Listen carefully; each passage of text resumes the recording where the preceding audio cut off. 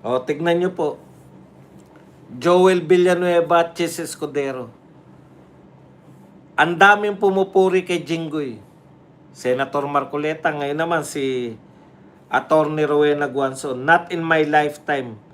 At sa natitira ko pang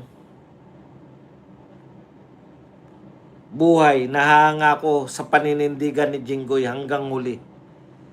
Na napakadali sa kanya na maunang bumaliktad para di napunta sa sitwasyon niya ngayon. Di ba?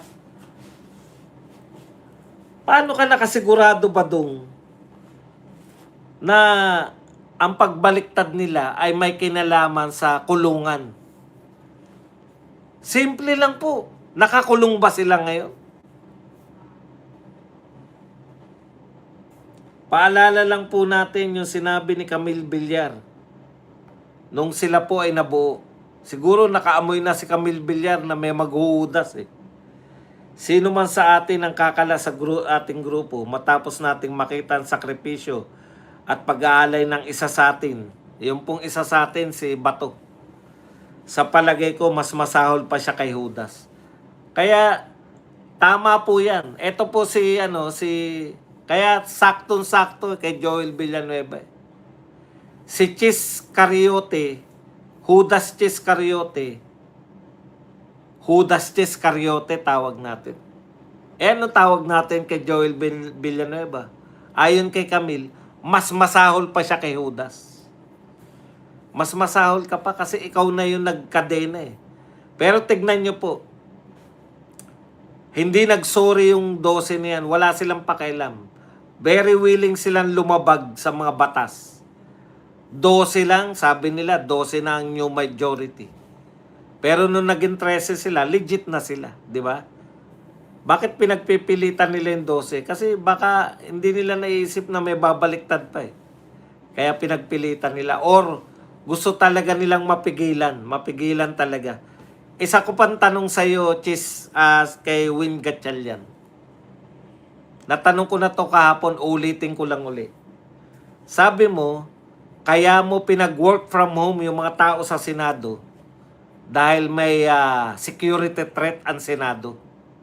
Nagdeklara lang si Pangulong Marcos na sinabi lang ni Marcos na mag-special session kayo na wala na yung security threat. Ano na nangyari sa security threat?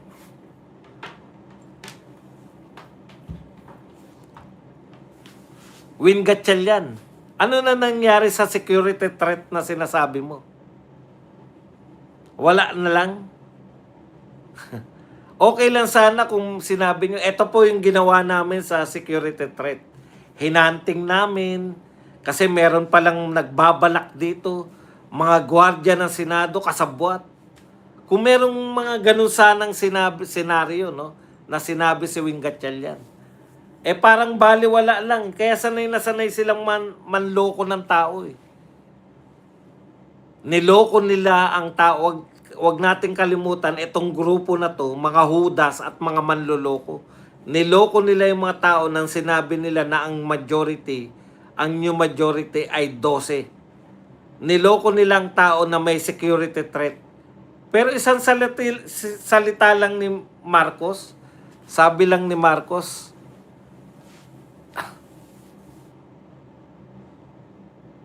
mag-session na kayo. Nawala bigla yung security threat.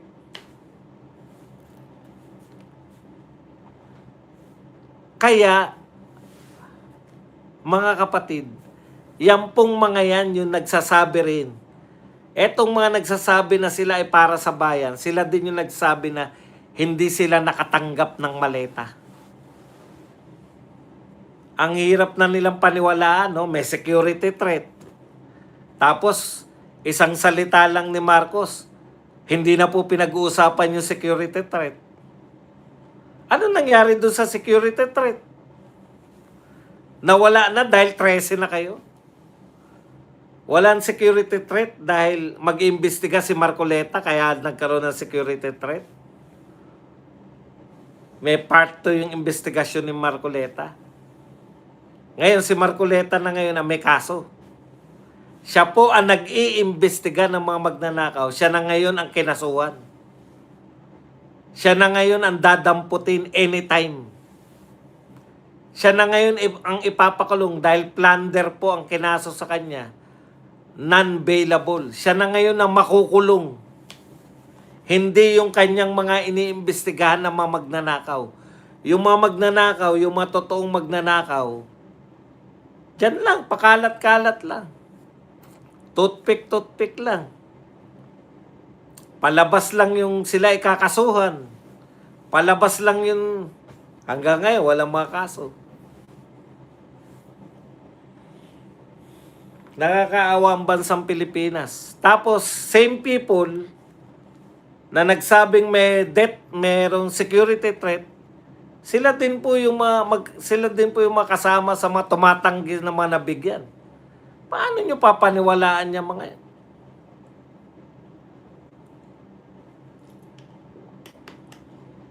Ang tanong Tulfo,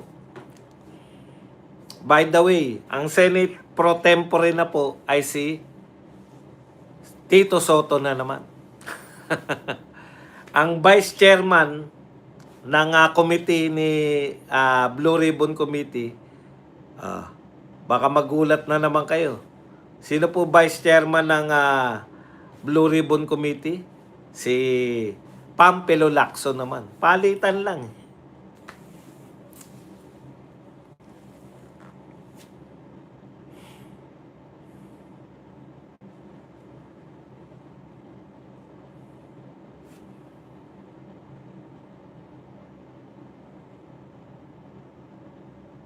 Nakakatakot po, ang dami pong mga hindi bayarang media nakatiwa-tiwala pa po sa mga tao. Sino ba yan si Arnold Clavio? 'Di ba? O yan yung pinangalanan. Stick tayo kay Arnold Clavio. Sa tingin nyo ba mukhang magnanakaw si Arnold Clavio? Hindi naman eh. In fact, si Badong lang po ang laging bumabanat yan. At hindi ko binabanatan yan dahil magnanakaw siya. Nung una kong binanatan si Clavio, binabanatan ko siya hindi dahil sa kanyang na siya ay tumatanggap ng maleta o bag. Hindi. Binabanatan ko siya dahil nyakol siya. Nyakol. Pero, ayun talaga eh. Kung kaya mo nga, alam mo yung wala kang ang budhi. Dahil ikaw ay nakuha mo nga yun, no? Na kaya mo nga gawin sa isang minor de edad yan. Ano pa ang hindi kaya? Kaya ngayon napag-uugnay ko eh. Tignan nyo yung mga nyakol. Lahat sila may issue rin ng pandurugas. 'Di ba? Kasi kung nyako, nyakit. Ang hirap dito sa Pilipinas. Kung sino po yung mga tumitestigo, sino po yung lumalantad para magsabi ng totoo, sila po yung nakakasuhan, sila po yung nagigipit. Si Marcoleta nga. Siya po ang tumugon. Ang iba po na dyan po sa after po ng SONA ni BBM, nagpalakpakan pa habang nagsusona eh. Yung mga magnanakaw ang pinakamalakas pumalakpak eh. Habang po, hindi ko sinabing mga congressman yan, mga senador yan. Walang magnanakaw na congressman at senador ayon sa kanila. Walang magnanakaw na media ayon sa kanila. Puta, lahat walang magnanakaw. Eh sino na lang yung magnanakaw pa? Kami na lang, kami. Kami na lang mga vlogger ang mga magnanakaw. Inin yan. Sino na lang pala mga naiwang mga magnanakaw kung lahat kayo, hindi kayo magnanakaw lahat. Ang hirap eh. Ang hirap pong hindi maniwala. 'Di ba? Ang laki po ng mga ninakaw sa atin. Ang hirap pong hindi paniwalaan na nagkabigayan ng maleta. Mahirap pong hindi maniwala. Kasi ang laki po ng pagnanakaw eh. Mapapalampas lang yan kung yung mga nasa otoridad, kung yung mga may control ng pera ay magnanakaw.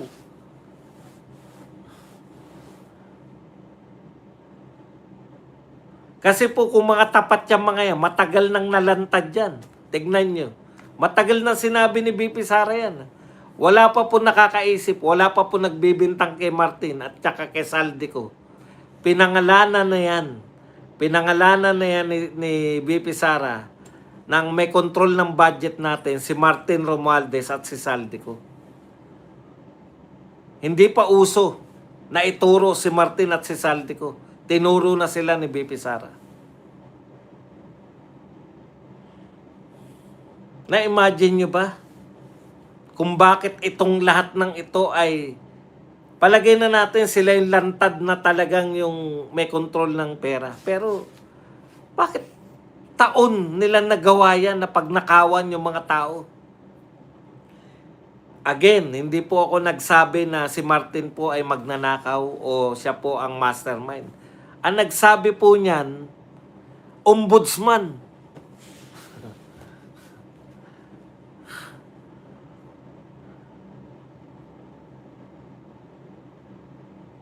Kaya napakahirap eh.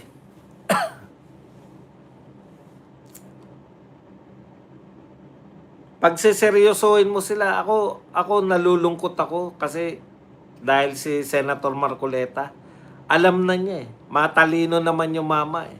Alam niya na yung mangyayari sa kanya. Anytime, pwede siyang hulihin at ipakulong.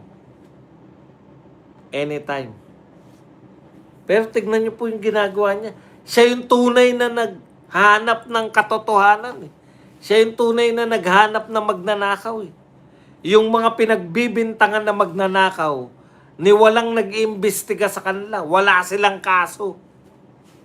May kaso ba si Chis, si Joel Villanueva, si Tulfo, Erwin Tulfo, si Tito Soto?